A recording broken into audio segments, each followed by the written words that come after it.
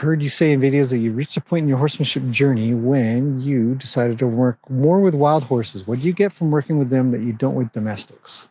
Good question. I'm not sure if the question is framed correctly for the answer that I would give. I'm not sure if there's something that I don't get, but I think that for me now, I find that there is a preference to not have to take out what somebody else has put in or some other environment. It's obviously going to be a man-made environment from birth till that point.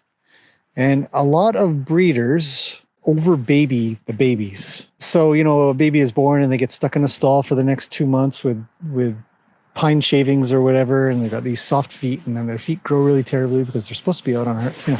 So the nurture supersedes the nature of the horse and in turn sort of messes it up. Gracie's a fantastic example of that. Probably a horse that was over babied and not cared for in a way that a horse should be cared for, or allowed in an environment that a horse should be allowed.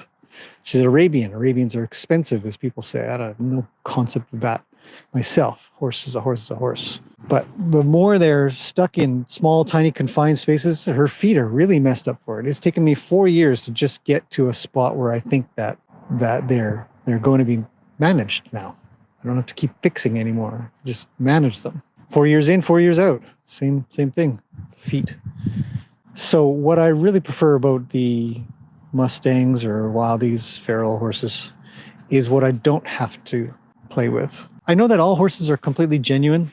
So I don't think horses have the ability to have any trickery or any lying per se, or some form of, you see it awful lot in some comments or some videos, I suppose, that people complaining, some groups that complain about their horse and their horse is being a jerk or something like that, or being a something. The horses are never really being a something. They're just being what they know. So I don't think that there's a problem with a horse being genuine, but if I were to put it in a way, I find that the feral horses are more genuine, but not in a trickery way. Like you're so much more of a horse than a domesticated horse.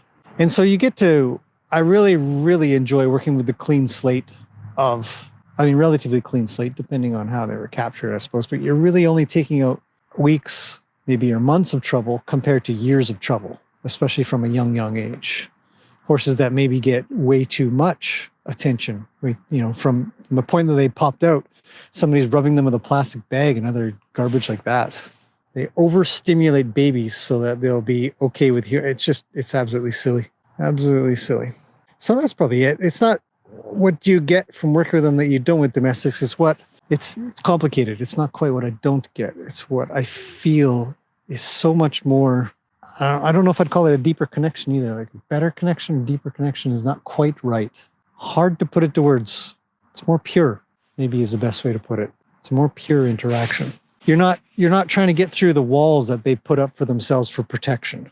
And instead, you're the one having them put the walls up, whatever walls they are. So it's up to you. So you get to be, I think that it's very fulfilling to be a defining being to an animal that has no experience in the things that you're doing, like riding.